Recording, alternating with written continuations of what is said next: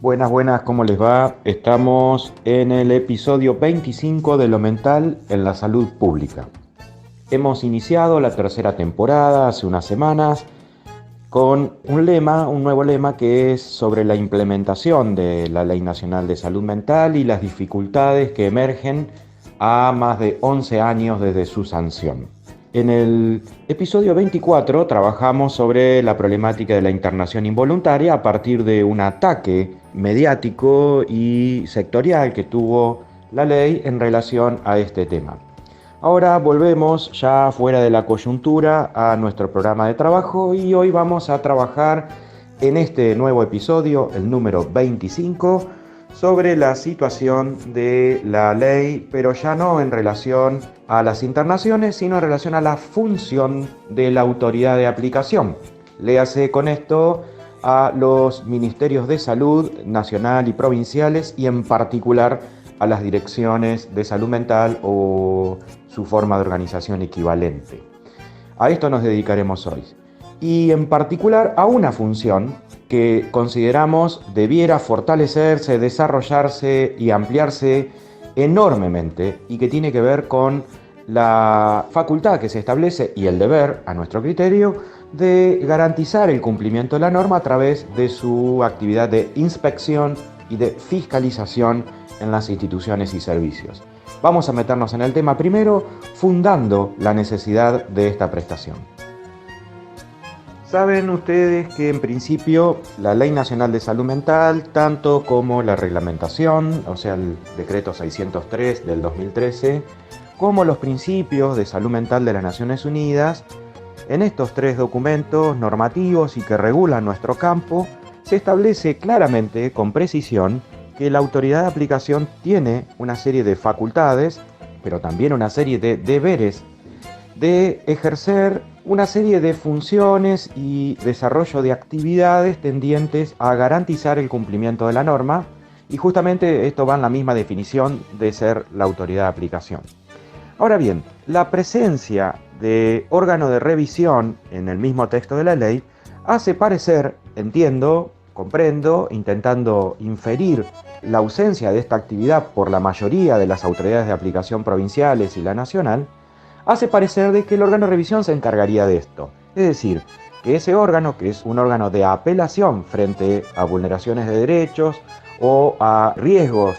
de que hubiera vulneraciones de derechos, entonces operaría. Ahora bien, esto es sencillamente falso. Las funciones del órgano de revisión no se contradicen con la función necesaria de fiscalización del cumplimiento de la norma por parte de la autoridad de aplicación. Esto está claramente consignado en la norma. Si uno lee, por ejemplo, las funciones que establece la Ley Nacional de Salud Mental para el órgano de revisión, se da cuenta fácilmente que no hará lo que, ni reemplaza lo que debe hacer la Dirección de Salud Mental particular. Es decir, el órgano de revisión tiene una actividad que es esencialmente segunda, es decir, de apelación. Si bien en el artículo 39, 40 de la ley se establece que puede discrecionalmente, es decir, que puede voluntariamente, de oficio, intervenir, la política de los órganos de revisión en general es que son un organismo no centrado en la función administrativa, sino centrado en una apelación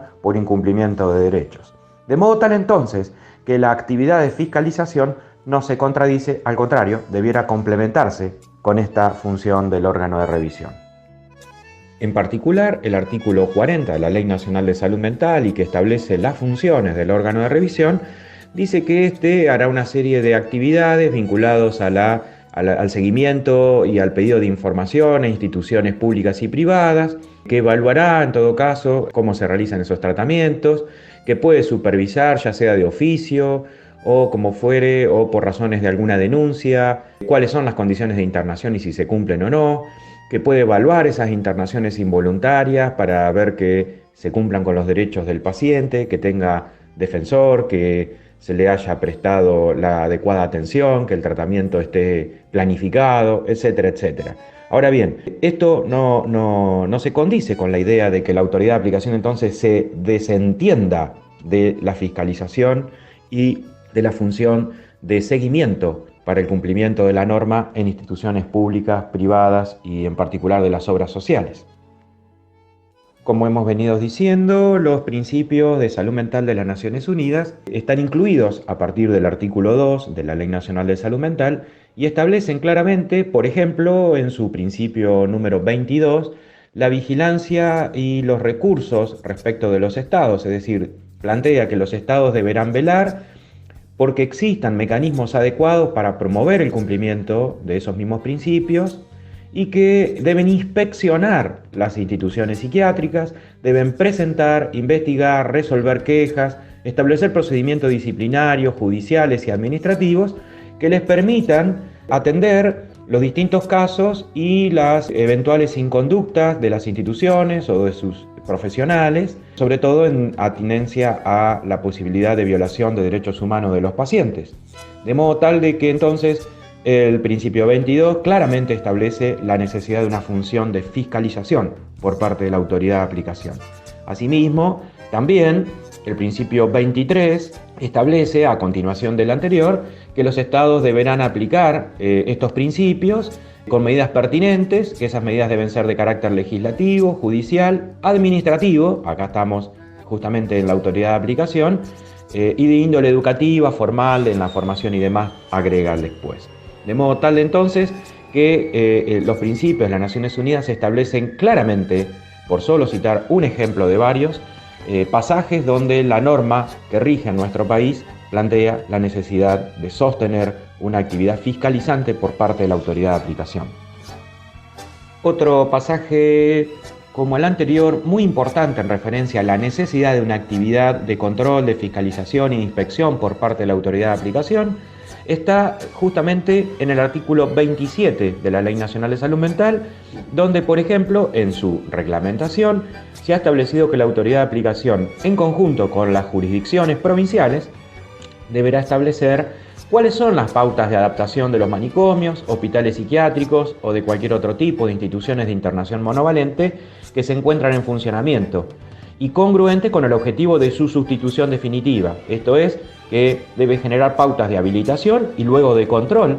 de seguimiento sobre estas instituciones para ir corroborando que se está cumpliendo justamente con el principio de sustitución que se establece en la misma norma. De modo tal entonces que la adaptación prevista para estas instituciones debe contemplar una desconcentración gradual de recursos materiales, humanos, de insumos, de fármacos, en todo sentido, para la redistribución de esos recursos en la red comunitaria de servicios. Por supuesto que esta implementación de estos lineamientos que tienden a la sustitución del enfoque manicomial por el enfoque de derechos debe ir justamente en el sentido de una mejora de la atención de las personas que están internadas o confinadas allí y que se deberán recibir atención acorde a esos estándares a los que establece el artículo 7 de la ley, la de los derechos justamente de los pacientes, y que en este sentido la autoridad de aplicación es la que debe ejercer la función de inspección y de resguardo de esos derechos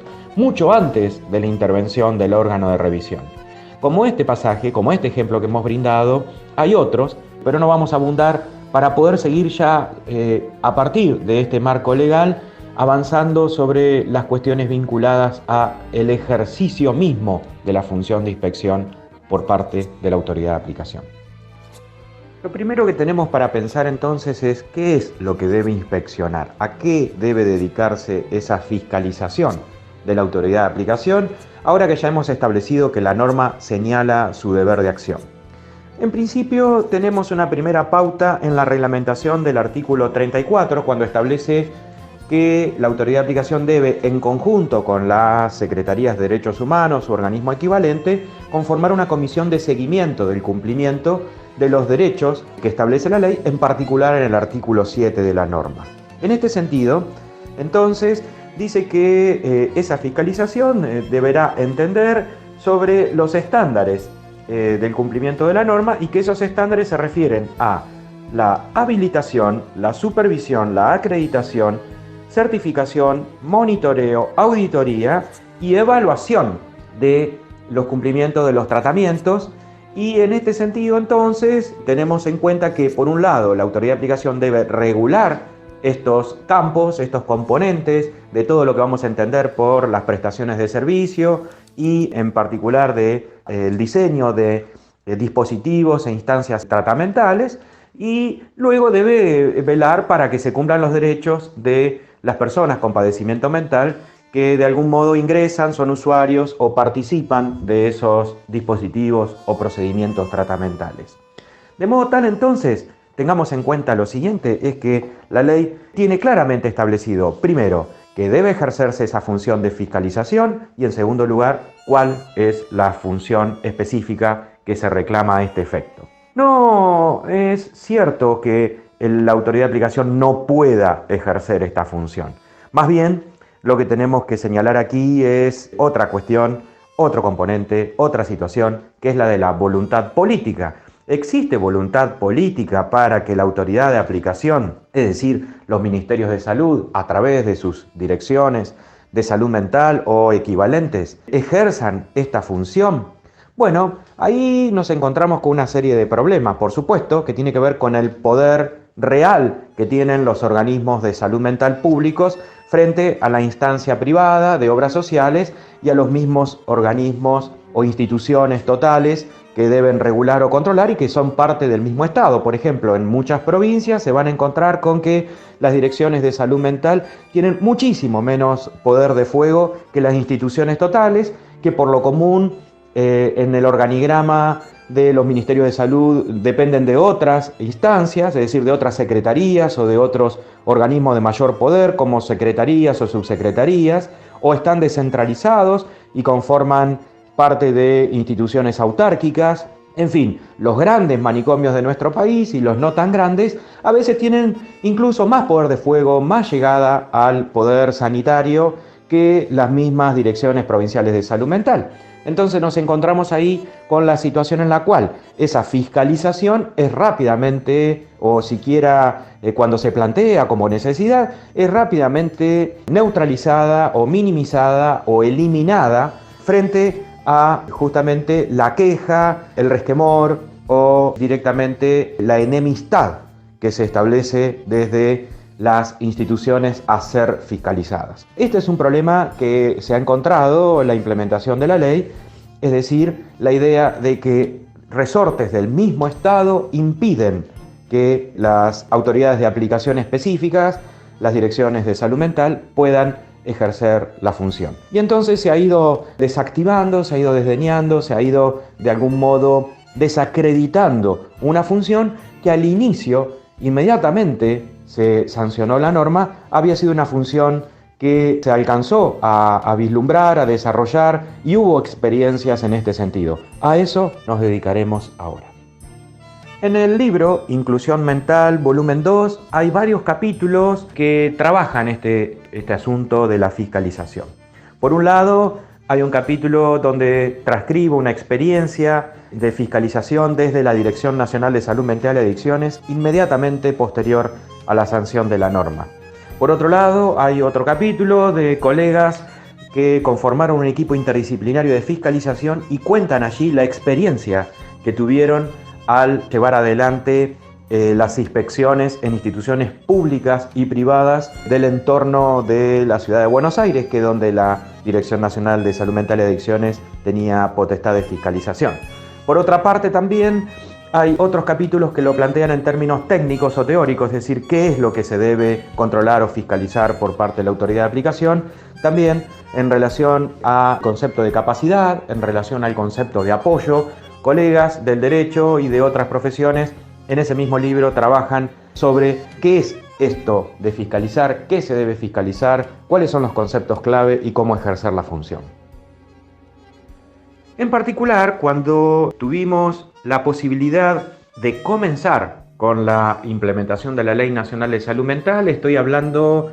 y posicionándonos en tiempo y espacio en diciembre de 2010, enero de 2011, la ley se había promulgado por parte de la Presidenta de la Nación el 2 de diciembre del año 2010, y en el marco de la Dirección Nacional de Salud Mental y Adicciones nos encontramos frente a la necesidad de empezar a impulsar justamente a partir de la promulgación de la ley con la creación desde la dirección de una unidad de fiscalización. Por supuesto que rápidamente lo primero que ocurrió es que desde el Ministerio de Salud se nos planteara ¿para qué? ¿Para qué íbamos a hacer eso? ¿Que íbamos a lesionar intereses? ¿Que se iban a poner nerviosa a la gente? Bueno, en realidad lo que estaban expresando era una proyección. Ellos mismos se estaban poniendo nerviosos.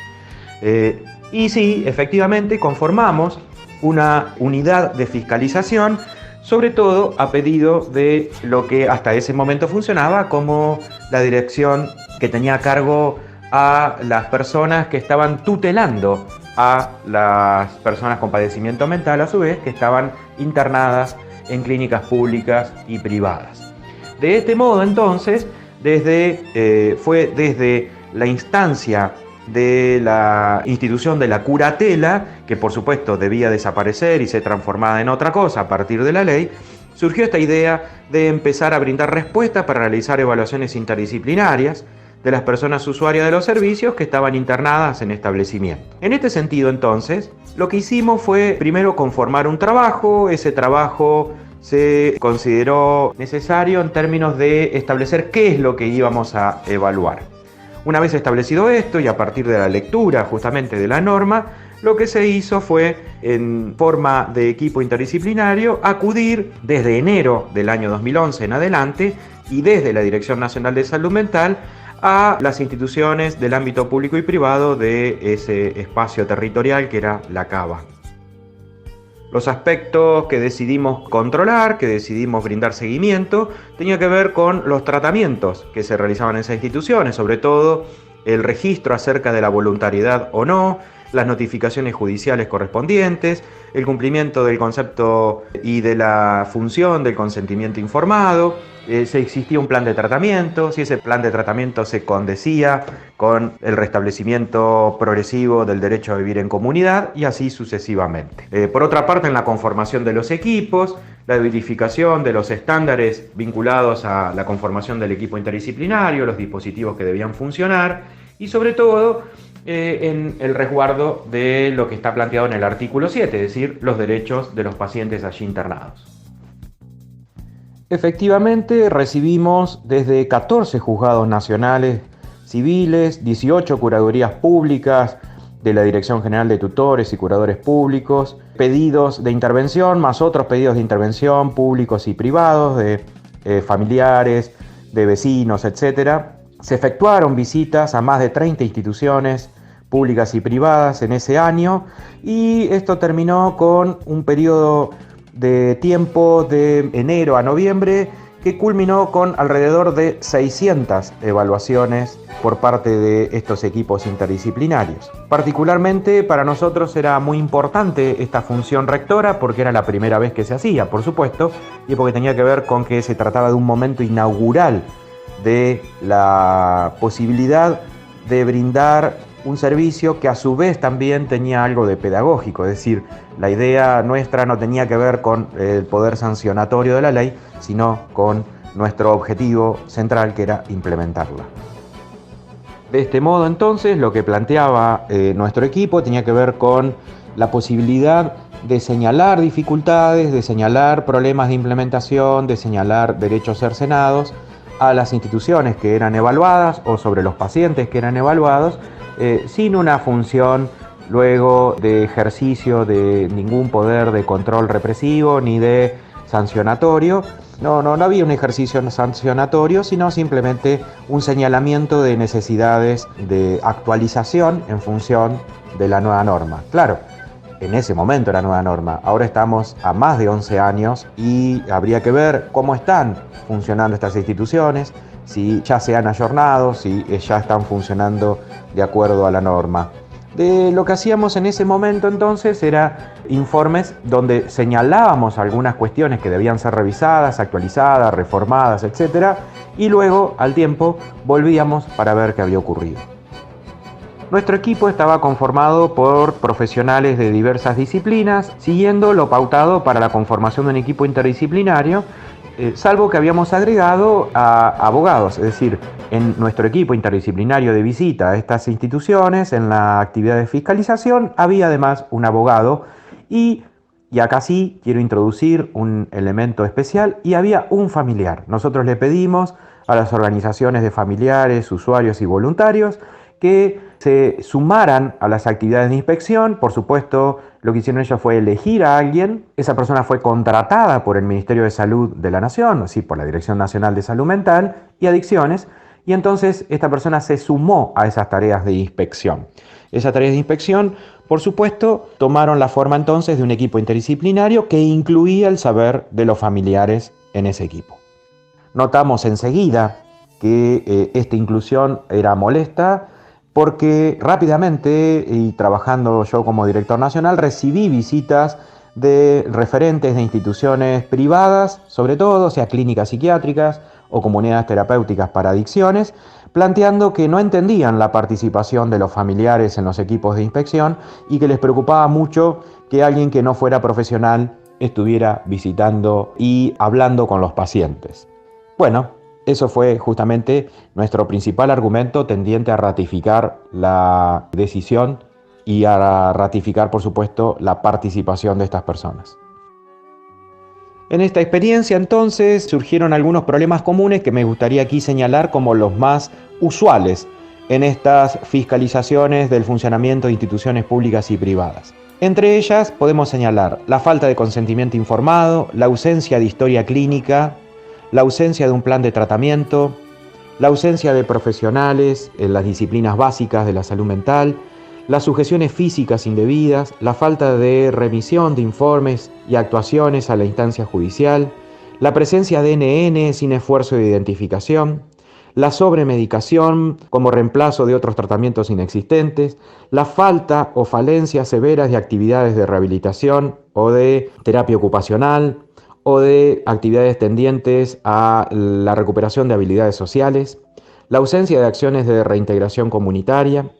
las dificultades habitacionales y de higiene en algunos aspectos vinculados a la convivencia en la internación y la sobrepoblación de pacientes en algunos espacios y sobre todo por la cantidad de camas autorizadas y la cantidad de camas existentes. Por supuesto que este detalle no es exhaustivo, es solo demostrativo, pero señala las principales dificultades que encontramos en estas actividades de fiscalización y sobre todo en las inspecciones que se realizaban in situ en los lugares de internación. Quiero agregar a esto, sobre todo en relación a los informes sobre las condiciones de internación, que no es cierto que esta función no pueda ejercerse, no pueda desarrollarse ni nada. Simplemente requiere, por supuesto, de la voluntad de hacerlo. El control de legalidad está establecido en la norma y en todo caso el marco jurídico nos da el pie para lo que debiera ser un deber institucional por parte de la autoridad de aplicación. No solo debieran apoyarse en los órganos de revisión, sino además y sobre todo ejercer esa función de fiscalización en forma activa y decidida. Tanto es así que cuando nosotros empezamos con estas evaluaciones, que al principio por supuesto fueron parcialmente resistidas, sobre todo por el ámbito de las instituciones privadas, las clínicas psiquiátricas y aún mucho más las comunidades terapéuticas para personas con adicciones, con internaciones muy extensas y con una intensidad respecto del control del comportamiento absolutamente desmesurado. Por supuesto, en estas instituciones al inicio hubo cierta idea de fin de la impunidad en el seguimiento de sus medidas de control. Quiero decir con esto, las instituciones veían nuestra presencia simplemente como una nueva presencia, como una nueva mirada externa que ponía en situación de control un ejercicio de la función terapéutica para la cual nunca habían tenido esa fiscalización. Es decir, eran instituciones que durante décadas habían trabajado sin que nadie, nunca, jamás visitara la institución para ver cómo estaban trabajando. Por lo tanto, esa presencia del Estado en estas instituciones era absolutamente novedosa y esto, por supuesto, traía ya de por sí una incomodidad sustantiva. De modo tal, entonces, que por supuesto que la fiscalización como función indelegable, tal como lo estamos planteando aquí, de la autoridad de aplicación, es una función que va a traer consecuencias, que cuando se ejerce incomoda, molesta, genera cierta intensidad y hasta cierta zozobra. Aun cuando, como les estábamos planteando, nosotros no ejercíamos una función sancionatoria. Aún así, la simple mirada del Estado ya modifica el campo de intervención. Y aquí es donde yo quisiera asentar nuestro episodio en el que estamos hoy. No estamos planteando una función de control represivo de las instituciones. Por el contrario, lo que estamos planteando es una mirada del Estado sobre las posibilidades de adecuación de los dispositivos institucionales para el cumplimiento de la normativa. Esa función rectora no se ejerce desde las oficinas de los ministerios de salud. Se ejerce en el territorio, se ejerce yendo a las instituciones, entrando en los dispositivos y cumpliendo con la función rectora y sobre todo con el seguimiento del cumplimiento de los derechos de las personas con padecimiento mental. Tanto fue así que algunas instituciones que sí querían cumplir con la Ley Nacional de Salud Mental nos solicitaron en ese momento, ya a inicio del año 2011,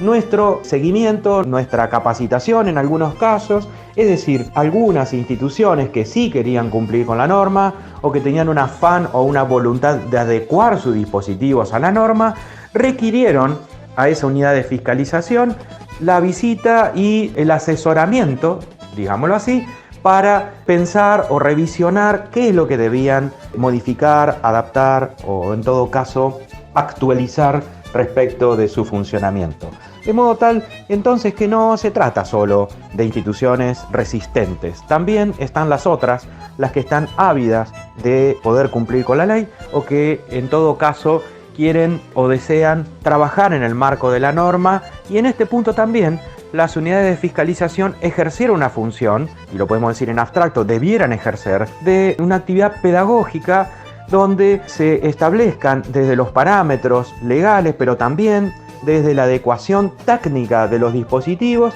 la posibilidad de ir modificando aquello que debe ser modificado e ir actualizando lo que debe ser actualizado. Por ejemplo, hubo muchas consultas, muchísimas, sobre cómo debe conformarse la historia clínica, sobre cómo debe establecerse el consentimiento informado, sobre cuáles son los límites del consentimiento informado, sobre todo en los episodios donde hay riesgo cierto e inminente, sobre cómo debe hacerse con respecto a los familiares en relación al consentimiento,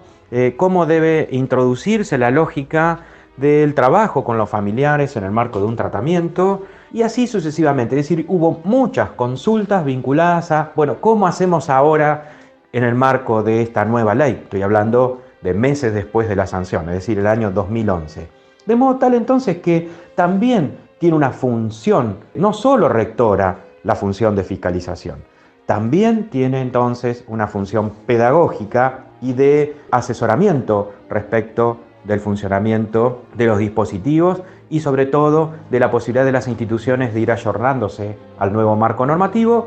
que en su enfoque de derechos implica una modificación sustancial, porque tienen que justamente adecuar todas sus formas de atención a un nuevo paradigma.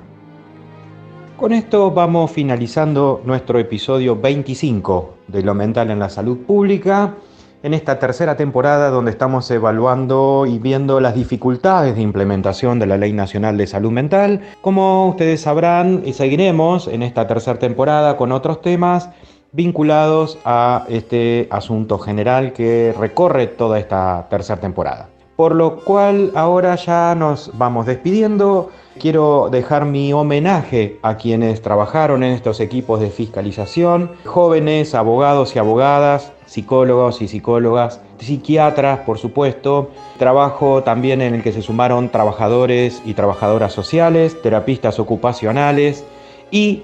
muy particularmente familiares, en este caso fueron todas mujeres, que trabajaron incansablemente justamente en el cumplimiento del derecho de sus pares, los familiares, a conocer al tratamiento, a acceder al mismo, a ser parte del mismo, etc. Además de este homenaje, quisiera también dedicar unas palabras para las direcciones provinciales de salud mental, diciéndoles que se animen, que no hay nada de malo en cumplir con la función de fiscalización, que les va a traer seguramente muchísimas informaciones, muchísima data sobre qué está pasando en el campo concreto, en el territorio, y por supuesto también les va a traer alguna presión sectorial, porque efectivamente ocurre que las instituciones entienden cualquier función fiscalizante como una invasión. Pero basta con citar la norma, basta con tener algún abogado o abogada, también pueden apoyarse en los órganos de revisión, también pueden apoyarse en lo que llamaríamos el movimiento de la salud mental, es decir, si buscan los apoyos adecuados, si se articulan con las Secretarías de Derechos Humanos locales y la nacional, es decir, debe hacerse esto desde una estrategia multisectorial y sobre todo en el amparo justamente de lo que plantea el texto de la norma. Pero bueno, en función de esto entonces nos vamos despidiendo. Les quería explicar por último que hemos elegido el full álbum de Astor Piazzolla que se llama Persecuta, que era un poco en este sentido lo que nos pasó cuando hicimos la primera experiencia de fiscalización de la ley que les he contado en este episodio. Bueno, al principio hubo un poco de persecuta, de ahí la elección del tema. Les dejamos entonces aquí, agradecemos que hayan participado también de este episodio, les recordamos que en nuestras redes tienen el total de los episodios de la temporada 1 y temporada 2 y que en la temporada 3, en el próximo episodio, el 26, seguiremos abordando los problemas de implementación de la ley y formas de resolverlos. Hasta siempre, hasta la próxima, nos vemos y que sea para bien. Y recuerden que no hay salud sin salud mental, ni tampoco podemos hablar de salud mental sin inclusión social. Hasta luego.